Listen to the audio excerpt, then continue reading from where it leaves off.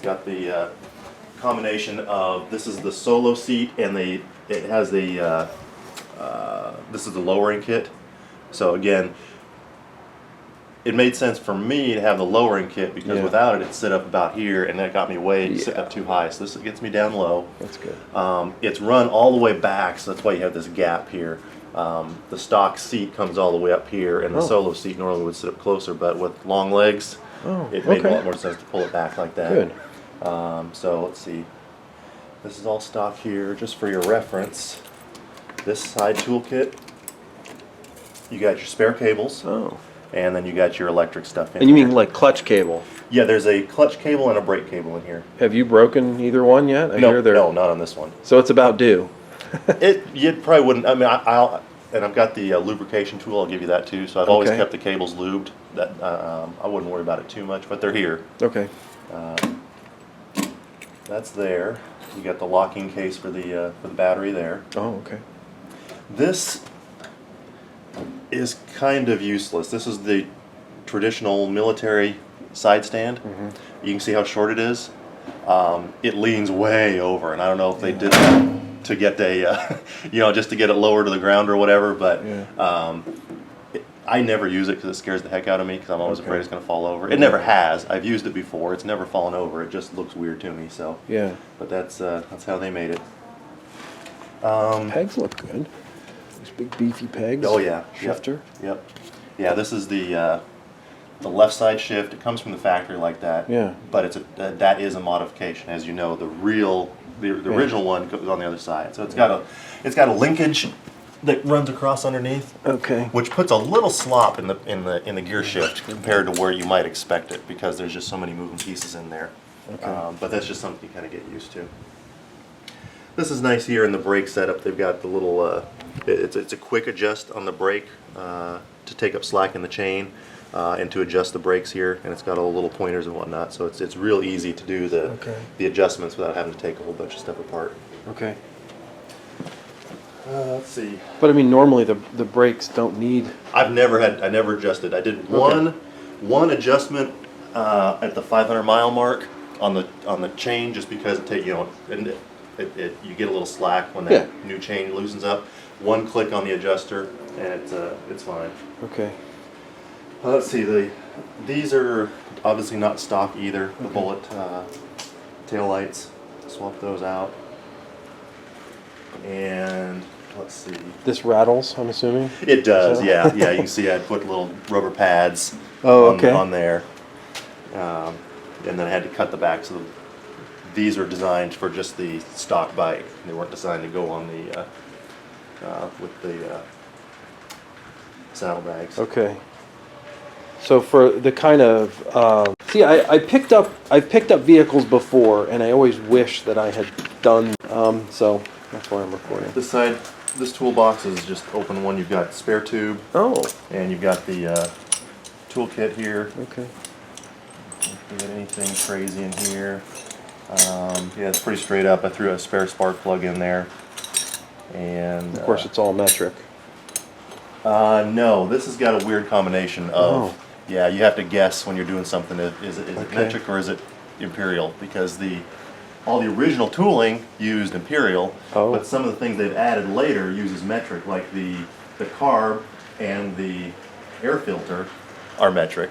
Okay. Just I know from experience because something I've taken off a lot, but some of the other things are imperial, so you have to guess, which is not nearly as bad as the Triumph had all three. The Triumph had imperial, metric, and Whitworth. Oh, I've never heard of that. Yeah, Whitworth is a terrible British design that nobody uses. This got the shorty exhaust on it. I've got the stock exhaust over there. And I notice it's not wrapped in black tape. I've seen a lot of them like that. People like the look. It's just for looks. Yeah, it doesn't do anything. Oh, okay. The shorty exhaust. The carb has been rejetted for this exhaust, so you're all set there. Air filter. It's got the high flow oil pumps installed down here. Nothing you'll ever have to mess with, but just it's nice to know it's there. It just moves more oil, keeps it cooler. You put that on? I did, yes. Okay. Yeah, that's why this paint is all missing on this. This is where the oil filter is actually a cartridge that sits inside here, and the pump sits in this housing. Okay. So when you change the oil, you have to take that bolt off and Yeah, this the bolt little spins filter. off. Yep, it comes out, that comes off, and there's a filter cartridge that sits in there. Okay. So an oil change is 3 quarts, It's in the book. 2 quarts, something Yeah, like that. I can't ever remember. Right here is the cover for the timing gears. Okay. And again, the book offers you 2 options to do it, whether you do it hot or cold. Okay. I tend to, on this, I'll do an initial setting cold, and then go and let it run and do a hot check, Okay. and it'll tell you in there about you know, the amount of clearance and looseness you want on the tappets. And how often do they recommend?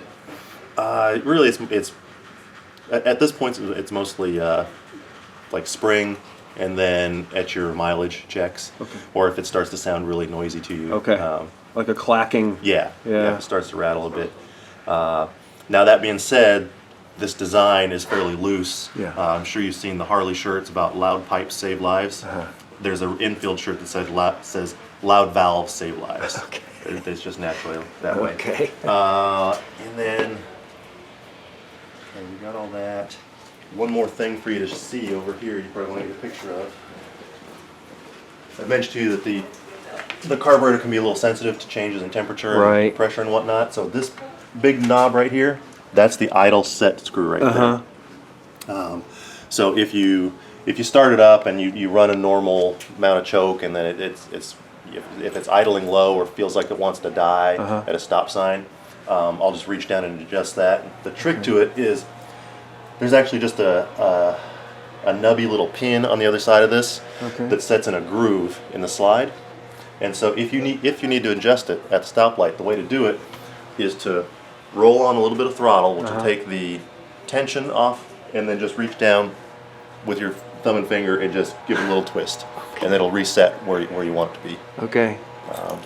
Very, very occasional that has Yeah. to be done, but it's a little trick to do that. Yeah. Because if you do it without rolling throttle on, all it does is jams that pin into the into the slide and doesn't do anything for you. Yeah. This is the points in here, points and condenser in here. So when you need to adjust the clean and adjust the points, this cap comes off here. It's got a real it's a crazy setup. I don't know why they did it, but you know, most bikes, the points sit on the side of the crankshaft, and on this one, there's this tower, I guess, of gears. So here's where the crankshaft sits. You've got this tower of gears that goes up and then drives across for the points. So that's how it is. And so this is probably a good point to talk about TDC. You were curious about the TDC. The way this bike is set up, it's a dry sump. So it's got the oil tank is built in as part of the crankcase, but it's separate. So the oil tank sits here, and if you park the bike with the piston at bottom dead center, piston would set down here, the crankshaft of course would be at bottom dead center, and what you can get then is you can get a siphon from the tank through the main bearing journal, and so what it'll do is it'll wet sump the sump at the bottom, which is supposed to be dry. It'll siphon oil out of the tank into the sump. So when you start it up, you get a big cloud of smoke, and if it's a lot of it in there, you'll get a tablespoon or so of oil spit out the duct bill. So that's why when you shut it down, all over the chain and down onto the ground, I guess. and then it drips all over the garage and makes a big mess. So the trick when you shut it down, after you turn it off, you got the decompressor lever here. Decompressor Yep, this is another new thing to know, which we'll actually cover this in starting, so we're doing this a little bit backwards. But because it's a single large cylinder, you can't get enough force on the kickstand to kick it over without the decompressor. So this actually goes to a spring on top of the cylinder, which opens a hole in the cylinder, decompresses it, and allows you to cycle. So what you do when you shut it down, after it's shut down, go ahead and push the Kickstarter until you feel resistance. Okay, now I know that it's starting its compression stroke. Hold the decompressor, listen for it wheeze. Which tells you that it's moved now to top dead center. Top dead center, I got you. Let go of the Kickstarter, how I check it. Turn the key on and look for the amp meter to stay centered. Okay. Because when it's at TDC, the points are open, so there's no draw. So that's how I know it's TDC. If it wasn't, say I forgot to do this. Yeah, the ammeter's a little deflected, a little bit on the red side. Yeah. That tells me it's not at TDC, so I need to cycle through, listen for it wheeze, and it's centered up. Okay. So every time you shut it down, you do this, so that Right. when you go to start it the next day or the next time, Right. it's ready to Yeah. start. Now, if you're just out for the day, if you're stopping to get a hamburger or you're stopping to gas up, who cares? Okay. If it's going to sit overnight, you want to go ahead and set it to TDC, Okay. or else it'll, you run the risk of it wet something the next time. Gotcha. So while we're talking about that for starting, if you want to use electric start, it's no big deal. It's just like anything else. I'll never use it. Never use it. I never do. Yeah. Because that's half of the fun. Right. But starting sequence, we got the fuel tap here. Yep. Down is on, Okay. or auf if you're German for some reason. Okay. Auf starten. And then up is reserve. Straight across is off. So it's just fuel on. The choke is over here on the other side. Labeled choke. Oh, where? Not on the handlebars. No, choke is right there. Oh, okay. It literally lifts the valve inside the carburetor. Gotcha.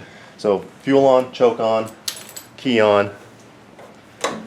Now you probably parked it at TDC, but if you didn't, you'd go ahead and get it. So if I'm at TDC here, then I'm just... Now, okay, it didn't start the first time. Now what do? I go ahead and cycle it through until I feel resistance. Okay. Decompressor lever, and look at the ammeter. See how far it's deflected? Tells me that it's not at TDC. So decompressor, cycle it through till it hisses, release, try it again.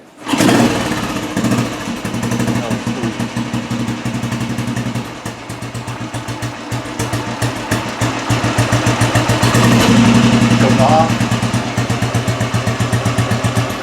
Now here's the weird trick. That sounds great. Yeah, that short exhaust is really nice. The long exhaust sounds kind of crummy. The short exhaust is well worth it. It's a little bit odd, the getting going sequence. It's always going to want choke to start. Okay, sure. So choke to start, and if it's fairly warm, while you're waiting for it to warm up, you will not, if it's first thing in the morning, you will not drive away. Because it won't like it. With the choke left on, you mean? Well, at all. Oh. First thing in the morning, it wants to warm up for 30 seconds to a minute. Oh, wow. Yeah, you don't just jump and go. Okay. So, choke on, it's going to kind of lug and tell you that, oh, you give me too much choke.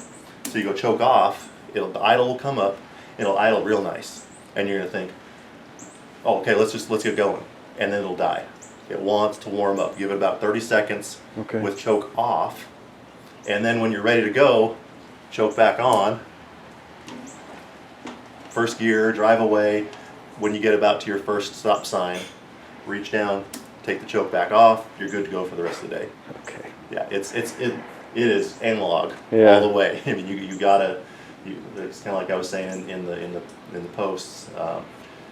You gotta want to understand motorcycling. Yeah. Because you got to think about what's the engine want to do, because the BMW got the computer tells it how to do everything. Yeah, right, exactly. This bike does not have a computer, and you have to tell it everything you want it to do. I need to get a 3x5 card laminated